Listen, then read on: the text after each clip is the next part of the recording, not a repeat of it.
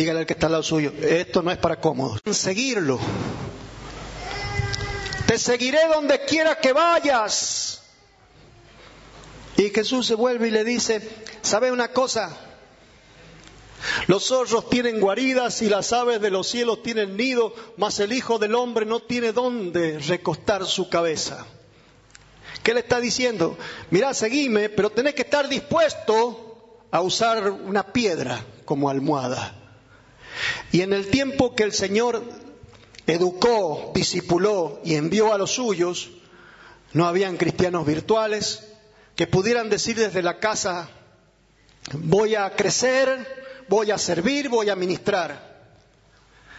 En realidad el cristianismo es una invitación a los desafíos, a los peligros, a las batallas, a los desiertos, a ser muchas veces menospreciado. Y en todo momento lo advirtió el Señor. Quiero darles un ejemplo que me vino a la mente, que me puso el Señor en el corazón, y a ver si me sirve para que entiendan esto. ¿Quién conoce al avestruz? Es un ave terrestre. Y es raro mezclar estas dos palabras porque no debiera ser. El avestruz, el ñandú, el pingüino y no sé cuántos, hay una cantidad de variedades o de especies de aves que no vuelan, que invitaron a los investigadores, a los científicos a averiguar cuál es el motivo por el que tienen alas. ¿Para qué tiene alas un avestruz? ¿Para qué tienen alas las aves de corral? Dígame. ¿Sabe que eran para volar? Eran para volar. Entonces yo dije, y ahora me voy a convertir en un investigador virtual y voy a aprovechar bien el Google. Don Google, dígame, ¿por qué el avestruz no vuela? Y encontré mucha información. Los estudiosos dicen que el avestruz volaba, el ñandú volaba, el pingüino volaba. Los antepasados de estas especies de animales eran muy diferentes, pero se dieron algunos movimientos geográficos y algunos movimientos en la fauna que invitaron, hablemos del avestruz, al avestruz lo invitaron a estarse más tranquilo y más quietito. Por quedarse más tranquilo y más quietito se hizo más sedentario. Aquí algunos de nosotros vivimos una vida bastante sedentaria y se nota porque tenemos cintura de avestruz. ¿Ve? Esta cintura de avestruz yo no la tenía cuando jugaba al fútbol, al vóley, al ping-pong. Tenía que ir en bicicleta a buscar a mi novia, no sabe dónde vivía. Y la llevaba en una cincia, pero kilómetros. Ahora la llevo en auto. ¿Va? Se me fue. No quiere pasar vergüenza. Pero el avestruz es un ejemplo de lo que suele ocurrir con el cristiano. Cuando las condiciones no son riesgosas, cuando no hay que atravesar grandes distancias, cuando te invitan a moverte en un perímetro limitado y no tenés que transitar grandes desiertos, cuando te dicen que es mejor la paz, que no entres en conflicto, cuando el Señor te dice que estás en guerra. ¿Qué pasó con el avestruz? Explíqueme, pastor. Dice que los dinosaurios eran los principales enemigos de esas aves grandes. No sé cómo se llaman los antepasados, antecesores del avestruz. Eso no lo anoté. Pero digamos el avestruz más antiguo tenía un enemigo que se llamaba tiranosaurio. ¿Cómo se llaman los otros? Los que son carnívoros. Sí. El pterodáctilo sería un enemigo. Bueno, los dinosaurios predadores un día desaparecieron. Porque, según dicen también los que han investigado con los rastros que deja la arqueología, que hubo una gran lluvia de meteoritos siglos atrás y pulverizó a los dinosaurios. No quedó un dinosaurio. Con cascotes que cayeron del cielo, murieron todos y se extinguieron. ¿Y qué dijo el avestruz? Gloria a Dios. ¿Le hizo bien al avestruz que desapareciera el dinosaurio? evolucionó el avestruz, dicen los investigadores, y ahora corre, pero pesa más que lo que pesaba. Pesa como 140 kilos. Tiene una estructura totalmente diferente. El ñandú, el avestruz y todos estos aves de corral se adaptaron a la nueva geografía, a la nueva fauna. Se adaptaron y se hicieron amigos de su ecosistema. Ya no necesitaron tanto esfuerzo, ni sufrimiento, ni peligro. No corrían riesgo. ¿Y qué dijeron? Mucho esfuerzo, volar, porque les costaba. Mire que se hicieron más pesados, pero eran pesados.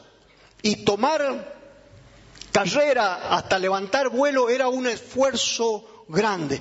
Después se sostenían un poco, como pasa con los aves que conocemos ahora. Al principio es mucho esfuerzo, después se sostienen y a lo mejor hasta el mismo aire les ayuda. Pero ese esfuerzo, el avestruz dijo, gracias a Dios, no lo necesito más, no hay peligro, ¿para qué volar? Y sabe que la iglesia, hace muchos años atrás, empezó a pensar de esa manera. Se le hace todo más cómodo al cristiano de hoy en día. Yo quiero decirle una cosa, y lo digo de forma profética. ¿Puedo profetizar? Mire, si se arriesga, porque no hay que profetizar cualquier cosa, no. Pero yo estoy hablando lo que dice la Biblia. Un día se le va a ocurrir a don Google, a don Facebook y a todos esos viejos que manejan la internet, que ningún contenido cristiano va a poder circular por la internet.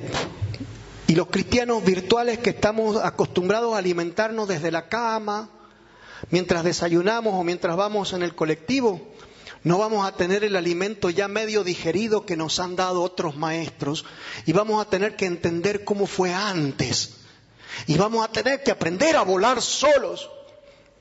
El pichón come lo que el ave padre o el ave madre le trae semidigerido. A veces lo mastica el papá al gusanito, la comida que le va a dar al pichón, y medio como que la empieza a digerir y luego casi que la devuelve para que el pichón, cuando reciba el alimento del papá, no tenga que hacer tanto esfuerzo para comer. Bueno, un ejemplo como el otro nos están enseñando que para crecer fuerte, para alcanzar las alturas, a veces vienen bien los peligros, a veces vienen bien las dificultades, a veces vienen bien los predadores. La iglesia tuvo predadores en la primera era, y la iglesia no tenía internet en la primera era, y la iglesia no tenía quien le facilitara el material de estudio, ese aliento cotidiano. En otras iglesias dan, nosotros entregamos el material de mi experiencia con Dios.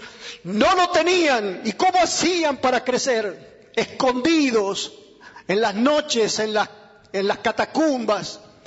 Pues buscaban a Dios y meditaban la palabra, porque así es el estilo de vida cristiano original, el único. Entonces, ¿qué es lo que les quiero decir? Que no debemos nosotros adaptarnos. ¿Sabe qué dice el Señor? No se conformen. ¿Y qué hemos cantado nosotros?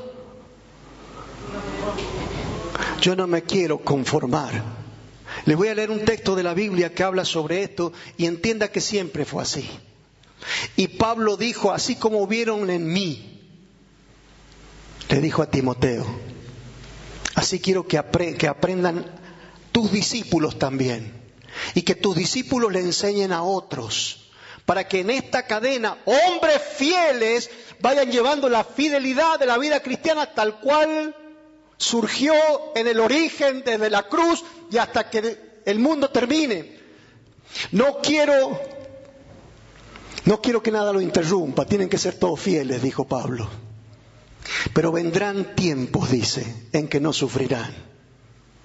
No querrán sufrir. Mira que te voy a decir, Timoteo, el cristianismo es sufrido, porque el amor es sufrido, y amar al Señor va a implicar sufrimiento, roce, guerra en este tiempo. Así que Timoteo sufre penalidades como buen soldado de Jesucristo. Si quiere cosecha, siembre. Trabaje. El labrador, para participar de los frutos, tiene que trabajar. Hoy en día está el tractor y está la máquina cosechadora y cuántas cosas que alivian. Pero el Señor, cuando hablaba de estos símbolos, decía: el cristianismo tiene que ser así, más artesanal, más de rodillas, menos virtual. Me decían: pastor, pongamos internet para transmitir en directo los cultos. Y creo que es una buena idea. No crean que voy a ir en contra de eso. Porque habrá gente que no puede llegar acá, y cuando haga frío, algunos que son mayores, o alguien que le indican reposo porque cayó preso, porque se fue de la provincia, puede estar en libertad de vernos. Pero ¿a cuántos hermanos que dicen: ay, se me hizo tarde, pero lo voy a ver en vivo? Porque, qué sé yo, me levanté tarde, tengo el asado con la familia. Avestruz se está acomodando, se está conformando, ya no la quiere tan difícil, la quiere más fácil. El cristianismo es sufrido. Seguir a Jesús implicaba dormir con una almohada de piedra y con un predador a las espaldas. Tenían que tener un ojo abierto los que seguían a Jesús. Entonces digo que por ahí no evoluciona la iglesia con estas cosas. Es una invitación a involucionar. Está bien que vamos a correr rápido, pero no vamos a volar. Y somos cristianos. ¿Sabe para qué está hecho el cristiano? Para las alturas. El símbolo del cristianismo en el espíritu es el símbolo del águila. Y los que esperan en el Señor recibirán alas como las águilas. El texto que vamos a leer está en Filipenses, capítulo 3. Creo que varias veces lo hemos utilizado, pero en estos días lo vamos a hablar desde este punto de vista. El peligro del cristianismo virtual. Cuando habla Pablo con Timoteo, le dice: tiene que ser igual. Y les dice a los filipenses: como vieron en mí, hagan igual. Imiten la conducta de aquellos que se comportaron así. ¿Sabe a quién imitaba Pablo?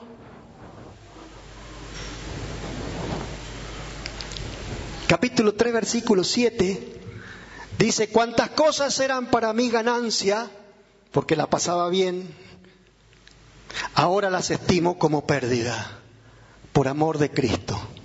¿A quién estaba imitando Pablo? En este versículo dice que él está dispuesto a entregar, a renunciar, a invertir todo lo que tenga. Y en el capítulo 2, versículo 7, un poquito más atrás, hablando de Jesús, dice la Biblia: Jesús se despojó. ¿Qué hizo Jesús? Se despojó a sí mismo y se hizo como hombre y se hizo semejante a los hombres. Y en la condición de hombre se humilló. Jesús no fue un Señor virtual para nosotros, que porque podría haber manejado la mejor tecnología del cielo y salvarnos, y mandar su mensaje de la forma que sea, pero dice que habitó entre nosotros y estando entre nosotros se humilló, haciéndose obediente hasta la muerte. Y no cualquier muerte, muerte de cruz. Volvamos a Filipenses 3:7, porque Pablo dice: cuantas cosas eran para mí ganancia, las he estimado como pérdida, y ciertamente aún estimo todas las cosas como pérdida por la excelencia del conocimiento de Cristo Jesús, mi Señor, por amor del cual lo he perdido todo. Este es un cristiano experimentado en sufrimientos y en pérdidas. Perdió los ojos porque le dieron piedrazos en la cabeza y lo dejaron como muerto. Perdió la visión. Era un hombre que tenía algo así como un Parkinson y tenía una enfermedad en el costado de su cuerpo, quién sabe por qué azote, que a él le llamaba el aguijón en la carne. Y él, en esta carrera que indica este texto, dice: todo lo que buscaba era más de Cristo. Y si había que pagar un precio, yo lo entrego, porque por amor de Él lo he perdido todo, y a todo lo tengo por basura, por amor de mi Señor, por el cual lo he perdido todo y lo tengo por basura para ganar a Cristo y ser hallado en Él. No teniendo mi justicia, que puede ser por la ley, por hacer bien las cosas. No, quiero ser hallado en Él. Yo quiero conocerle, versículo 10. Y quiero el poder de su resurrección y la participación de sus padecimientos, llegando a ser semejante a Él. Quería ser igual que el Señor y entendía que tenía que ser así. ¿Me entiende? Jesús se despojó, se vació a sí mismo hasta la muerte y Él dijo, yo quiero estos padecimientos, yo quiero ser semejante a Él. Versículo 13 dice, versículo 12, no que lo haya alcanzado ya, todavía me falta, ni que ya sea perfecto, sino que prosigo por ver si logro tomar aquel premio, aquello por lo cual el Señor me tomó a mí. Hermanos, yo no pretendo haberlo alcanzado ya, pero una cosa hago, olvidando ciertamente lo que queda atrás y extendiéndome a lo que está delante, prosigo a la meta, al premio. Dígale al que está más dormido al lado suyo, ¡al premio! ¡Al premio! Se sufre, pero hay premio. El cristianismo original, el único, el que enseñó Jesús, es con inversión. Es con entrega, es con sacrificio. Sufre penalidades, trabaja como buen obrero, como es digno de la vocación a la que fuiste llamado. Pero hay un premio al final. ¿Sabe que el avestruz tenía ventajas cuando volaba? Él le hacía, ¿cómo se llama esto? Pito catalán, ¿no es así? Le hacía pito catalán a los tiranosaurios, al velociraptor, porque era, ¿sabe por qué se llamaba velociraptor? El Facundo sabe, sabía mucho de los dinosaurios. Y bueno, la palabra te lo dice, porque era rápido, ¿eh? ¿Y qué es lo que hacía? Te raptaba. El velociraptor era uno de los más temibles, y yo digo, qué sé yo, si eran compatibles, capaz que estaban en otra zona. Pero el avestruz original le hacía pito catalán al velociraptor. Corre todo lo que querás, que sos terrestre.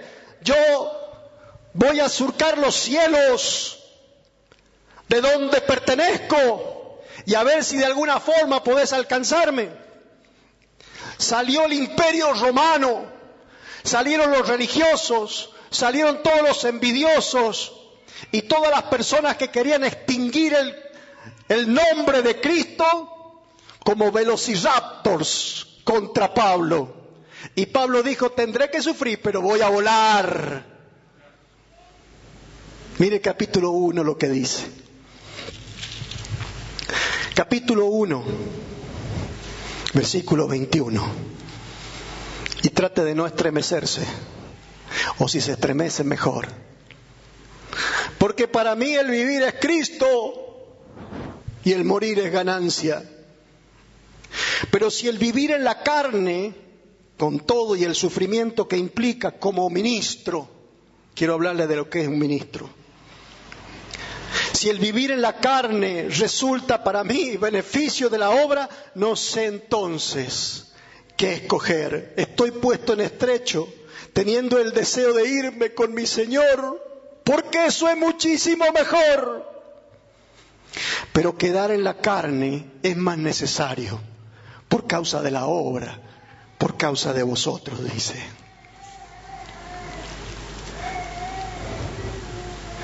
En el capítulo 3, versículo 18, algunos lo confunden a esto. Al cristianismo lo tratan de entibiar o diluir o acomodar. Han querido adaptar el cristianismo en estos tiempos, como se adaptó el ñandú, y hacerlo más terrestre, más parecido a los pájaros de corral o a las aves de corral.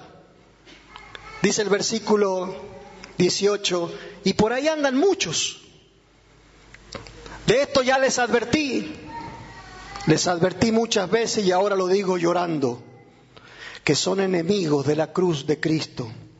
el fin de los cuales es perdición, cuyo Dios es el vientre, y cuya gloria es su vergüenza, que solo piensan en lo terrenal. Habían infiltrados dentro de la iglesia. En una búsqueda terrenal, dice, su Dios es el vientre, porque querían ganancia para ellos, querían confort para ellos, querían gloria para ellos, pero esa gloria será su vergüenza. Porque este texto está hablando de que desde ya tiempos antiguos había quienes querían detener la marcha de quienes proseguían y proseguían a la meta, haciéndole las cosas más fáciles y pidiéndoles y rogándoles que no lleven ese ritmo.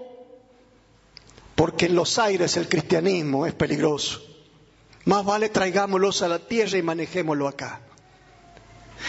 Quienes traen el cristianismo a la tierra y lo empiezan a mezclar y lo empiezan a adaptar a este mundo. No digo que los cristianos virtuales están en esta corrupción de lo que habla este versículo, pero algo quiero que ustedes descubran. La invitación es a cada vez ser más chancho, más avestruz y menos águila. Porque el águila paga un precio para vivir en las alturas. Y el que no paga ese precio se hace terrenal. El terrenal es un enemigo de la cruz de Cristo al final. Y dice Pablo, lo digo llorando porque estaba entre ellos el enemigo. Escucho por internet y hay mucho cristianismo virtual que se parece a lo que está describiendo Pablo. Parece que el Dios de muchas iglesias, de muchos cristianos y de mucha teología por ahí es el vientre, porque solo hablan de prosperidad, de comodidad, de bendición, de un Dios que todo el tiempo te tiene que estar cuidando, que es tu cachichi y tu guardaespaldas. Pero no es este el Dios que hablaba Pablo, ni el que mostró Jesús, ni el que dejó para la sucesión, sino un Dios que es Señor, y yo ministro, y yo siervo. Y el versículo 20 dice, mas nuestra ciudadanía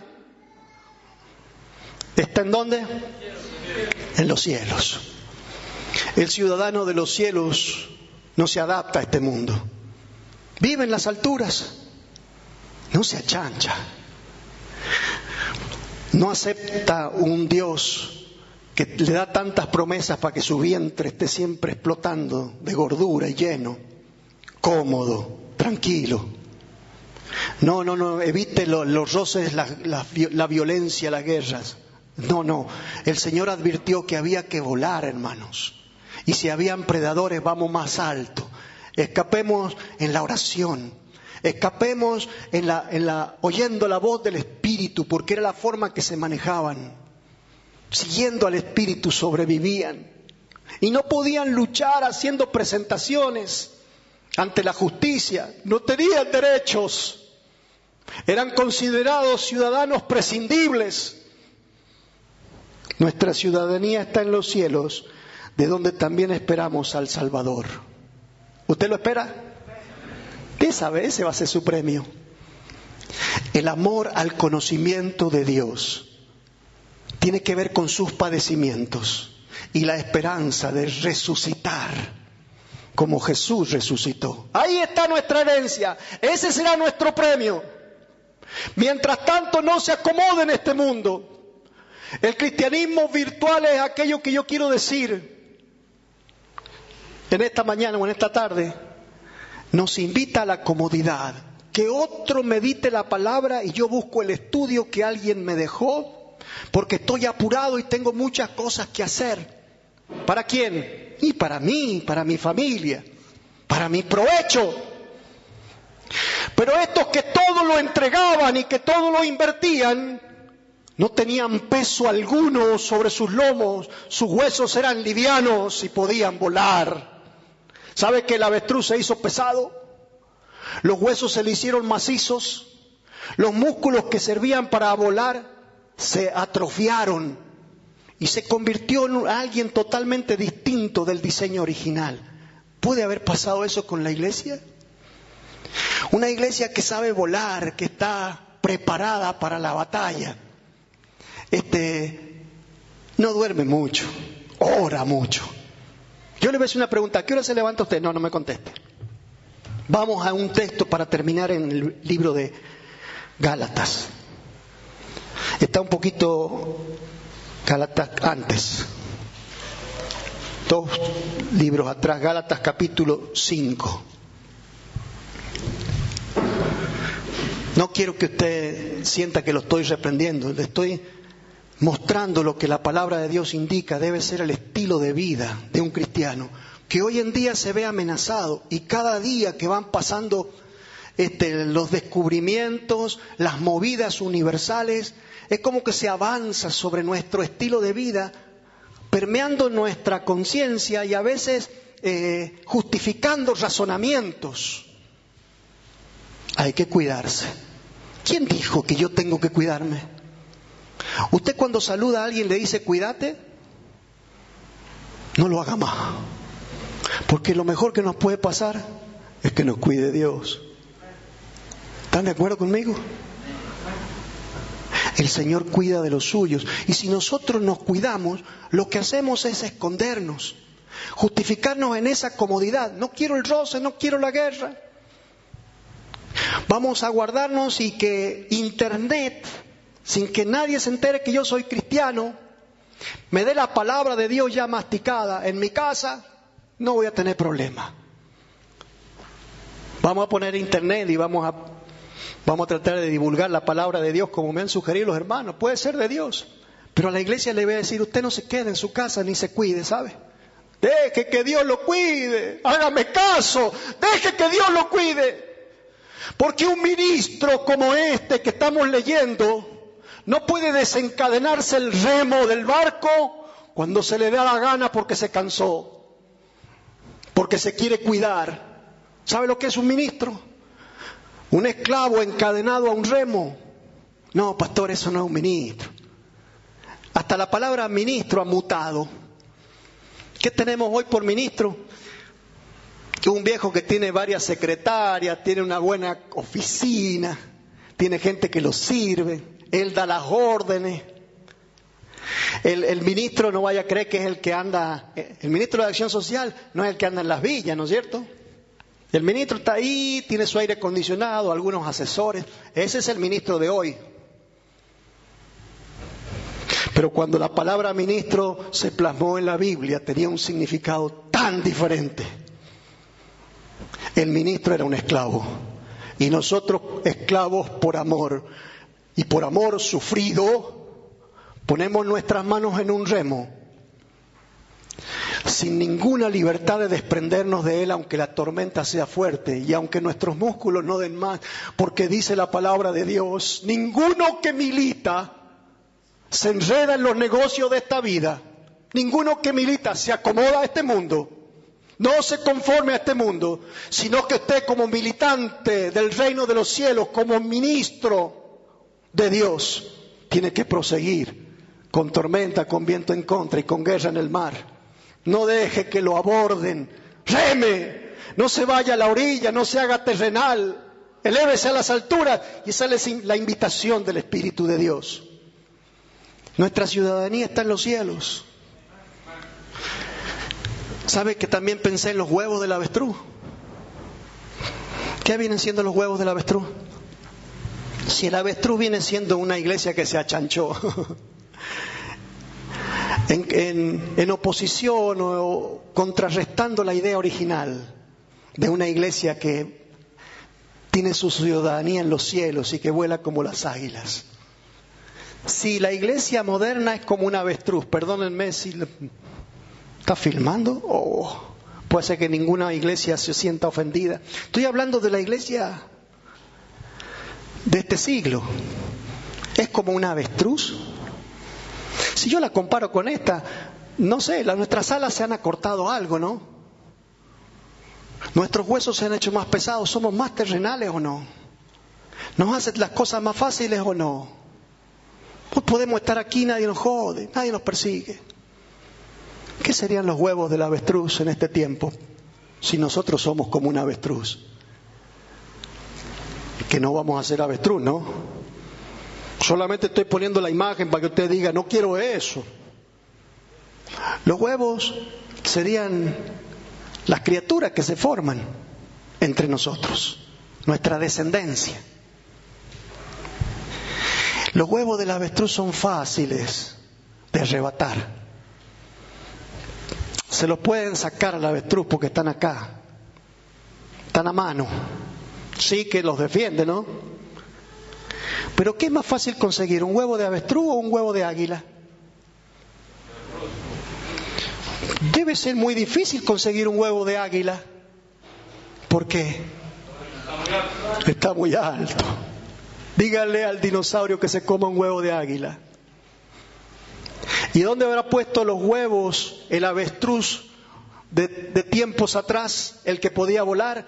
Pues me imagino que en las copas de los árboles o en las montañas. Seguro no le iba a dejar los huevos ahí al velociraptor. ¿Y de qué está hablando, pastor? ¿Qué bolacero que se ha puesto? No, hermano, escucha el pensamiento. Nuestros hijos tienen que entender que pertenecen a las alturas. Mientras más terrenal sea yo, mi descendencia va a ser más fácil de arrebatar por el enemigo. Los predadores se pueden quedar con mis hijos, con la gente que se entrega en las campañas, porque están viendo nuestra conducta terrenal y ellos dicen es lo mismo, no tengo por qué sufrir. Mire que la pasan bien los cristianos. Y en un momento están tan mezclados con este mundo que un enemigo nos lo termina robando. He visto hijos de pastores arrebatados del nido de la iglesia. ¿Por qué? Y porque el pastor en medio como que se me acomodó a este siglo. Hoy hay muchas iglesias que están diciendo, mejor hagámoslo todo virtual. Y hay hermanos que nos dicen y nos proponen, cuidémonos, manejémonos con lo virtual. Gloria a Dios que Jesús no pensó así, que habitó entre nosotros con todo el riesgo que eso significaba. Porque Él no esquivó su espalda de los azotes, ni dice le mezquinó la mejilla a los que le arrancaban la barba, se arriesgó y vino a sufrir. Porque así es el cristianismo que nos indicó el Señor y el que nos enseñan los apóstoles. No hay otra forma. Use la internet. Solo le estoy pidiendo que no se amolde, no se acomode a lo que nos invitan. Nosotros no estamos para estar tranquilos y calentitos. Un día ponemos internet y usted dice, me quedo en la casa. ¿Y por qué no? Porque hace frío afuera. ¿Y por qué otro motivo te puedes quedar? Porque tengo invitados en mi casa. Es malo, puedo invitar a todos a ver ahí mientras brindamos. Y con ese estilo de vida estás exponiendo a tus hijos. Más vale que tus hijos pasen frío y vengan a la iglesia. Le dije un día a los hermanos, ¿por qué dejan los hijos en la casa? Tráigalos que aquí van a estar a salvo. Los hijos son herencia del Señor y son como una saeta en la aljaba de Dios. Si lo deja en el nido y en la tierra, se lo van a robar. Llévelo a la altura a sus hijos.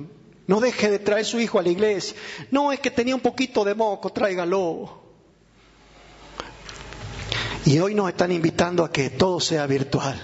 Los chicos no tienen que ir a la escuela, los maestros tienen que trabajar de la casa. Y todo esto que no se nos pegue, mi hermano. Pongamos en la internet. Pero usted venga aunque tenga que caminar de lejos, ¿ah? Y si se encuentra con un policía que le dice está prohibido, dígale yo tengo un llamado del Señor, este es su día. Estamos respetando todavía, ¿ah? Estamos respetando. Les cuento que hemos tenido algunas charlas con pastores y estamos con esto de que estamos medio acorralados. ¿Hasta cuándo obedecemos a los hombres?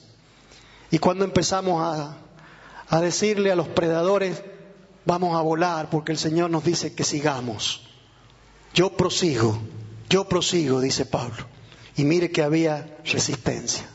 ¿Nos ponemos de pie? Si hay alguien que nunca le entregó su vida a Jesús, le voy a proponer algo. ¿Ya escuchó? Dice Jesús así.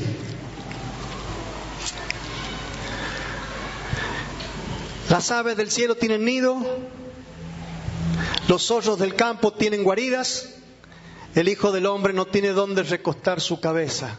¿Estás seguro que querés venir en pos de mí? Vas a tener que negarte a ti mismo. Vas a tener que hacer grandes inversiones. Vas a tener que cambiar de dueño. Si antes eras dueño, si eras propietario, todo eso lo vas a tener que entregar. Esa es la parábola de la perla de gran precio. Y vas a recibir un premio mucho mayor. Pero hoy puedes perderlo todo, hasta tus amigos, si seguís a Jesús. Si hay alguien que quiere entregarle su vida a Jesús sabiendo esto, me levanta la mano donde está y oramos por usted. Amén. Que Dios la bendiga mucho. ¿Usted venía con Cintia o con Sandra? Acompáñela a Sandra que vamos a orar por ella. Si alguien más va a entregar su vida al Señor, levánteme la mano. Viene que vamos a orar.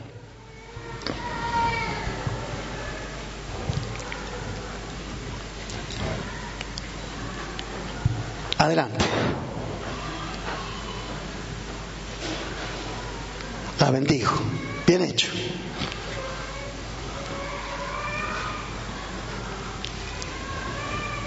Al premio.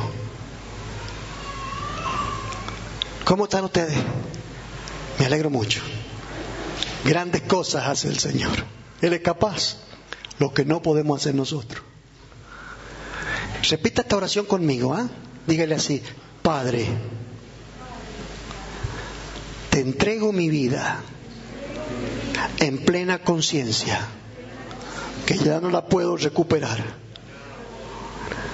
Me encadeno por amor a tu nombre, a tu reino y para servirte. Perdona mis pecados. Amén. Dios me los bendiga. Le vamos a tomar el nombre a ver quién nos puede ver esta semana. Usted de acá de Marquesado, ¿no es cierto? Sí. Le voy a encargar a Facundo este señor que creo que es vecino, con su esposa. ¿Usted estaba en Córdoba? En Buenos Aires. Bienvenida, ya me acuerdo. Bienvenida. Los chicos me van a acompañar. Les recuerdo que tenemos encuentro de varones. Los varones. Vamos a tener un encuentro con Dios, los varones. Si no se han anotado, aquí el muchacho de la batería, el Rolly, él es el que está anotando. Y le va a cobrar nada más que 1,000 pesos. Si tiene 200, déle 200 porque tiene tiempo. Hasta 200 como mínimo. Los líderes de células se van a llevar el material. Y me faltó decirle, está bien que utilicemos material, que utilicemos esos estudios diarios, ¿cómo es que se llaman? Devocionales. Pero no hay nada como hacer trabajar la cabeza. Esforzarse en la meditación de la palabra de Dios sin que nadie se la entregue media masticada. A esto me refiero también. Lo virtual nos invita a la comodidad, pero dice: bienaventurado el que no anduvo en el consejo de cualquiera, sino que en la ley del Señor está su delicia y medita en ella día y noche. Medite, utilice la neurona, la imaginación, la oración y las rodillas, como los cristianos de aquel tiempo, sin internet, y crezca, crezca, crezca y vuele. En el nombre de Jesús se lo pido y bendigo a la iglesia. Amén.